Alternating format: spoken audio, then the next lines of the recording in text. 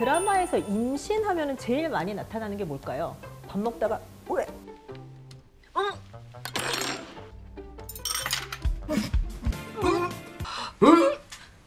우리 쌍둥이야? 그래서 너랑 나랑 지금 같이 입덧하는 거야? 쌍둥이? 임신하면 우리가 대표적으로 생각하는 증상이 이제 입덧이고요. 구역질 구토.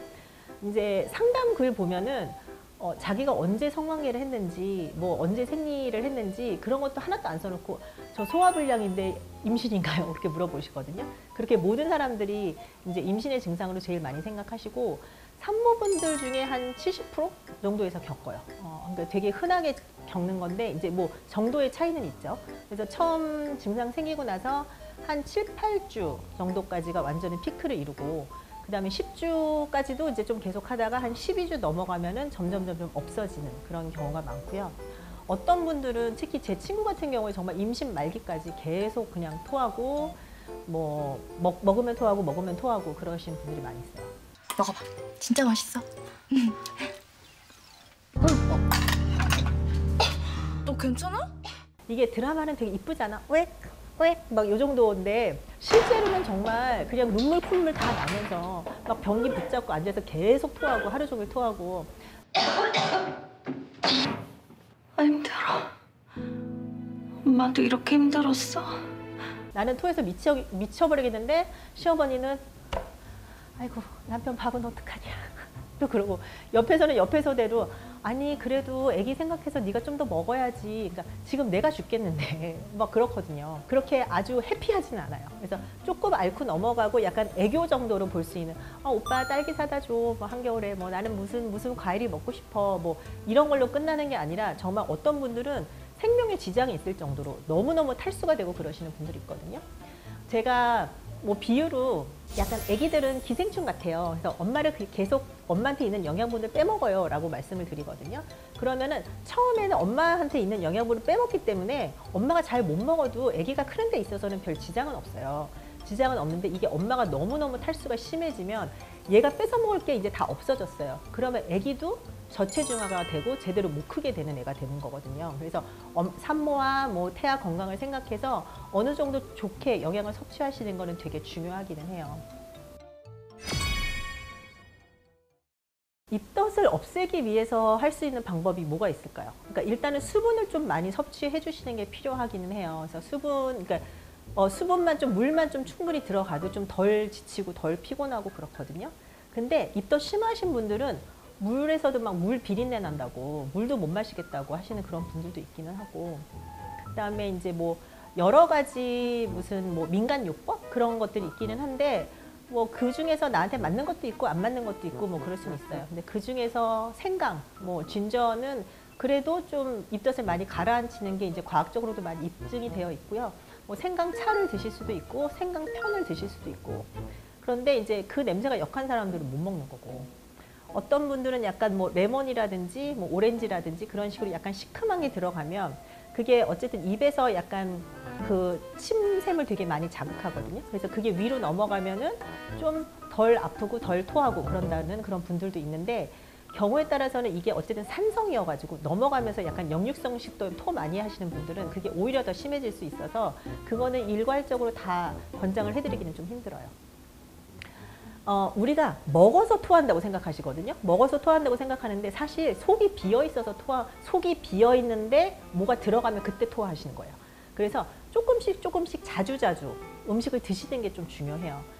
그리고 먹을 때 보면 일단은 그 뜨거운 음식은 냄새가 더 많이 나잖아요. 그리고 음식을 조리하면서도 냄새가 많이 나서 그래서 좀 찬 음식들 드시는 게 도움이 되고 그냥 과일, 뭐 크래커 이런 거 드시는 거 그리고 너무 못 드시는 분들은 이 시기에는 이거 먹으면 애기한테 안 좋을 거야. 이거 먹으면 애기한테 안 좋을 거야. 그런 거 따지지 마시고 그냥 조금씩 자주 드시는 게 조금 필요해요. 한국 음식도 그렇고 외국 음식도 그렇고 어쨌든 간에 우리가 평상시에는 그 하얀 쌀밥 냄새가 너무 좋다가 입덧할 때는 그 밥 올라오는 그 김 냄새도 역해지고 그러기는 하거든요.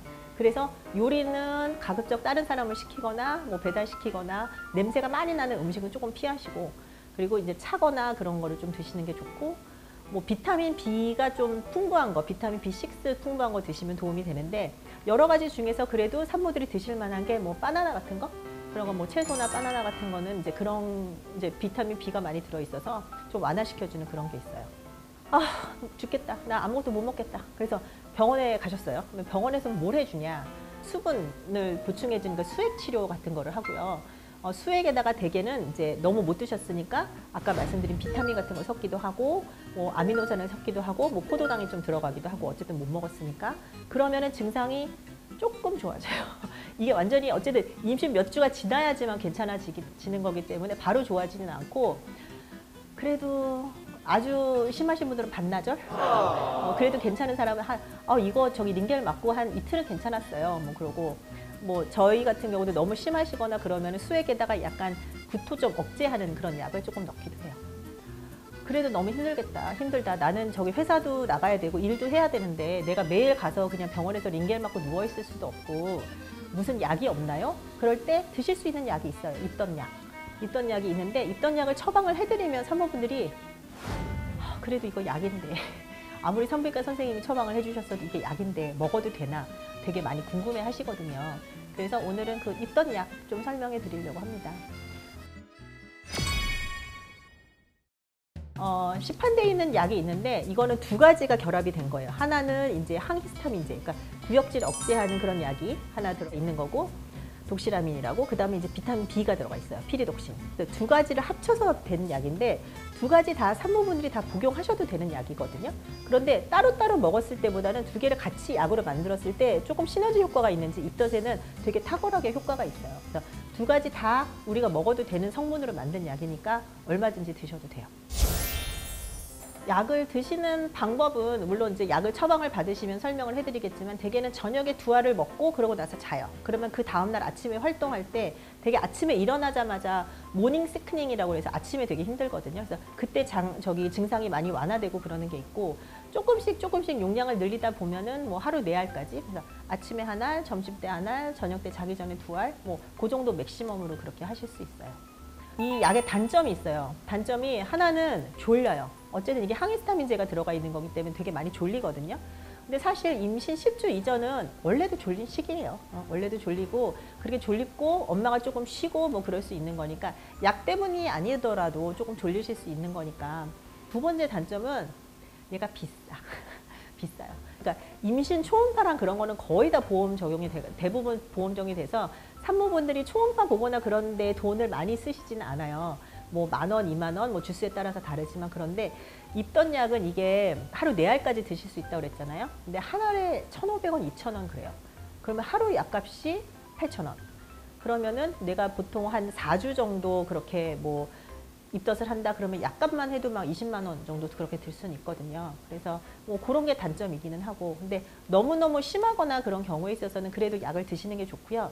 약을 드시다가 입덧 괜찮아진 것 같아 나 이제 끊을래 그러면 약간 리바운드로 입덧 증상이 조금 더 심해질 수 있거든요. 그래서 끊을 때는 갑자기 확 끊지 마시고 서서히 그렇게 끊으실 거를 권장을 해드리고 싶어요.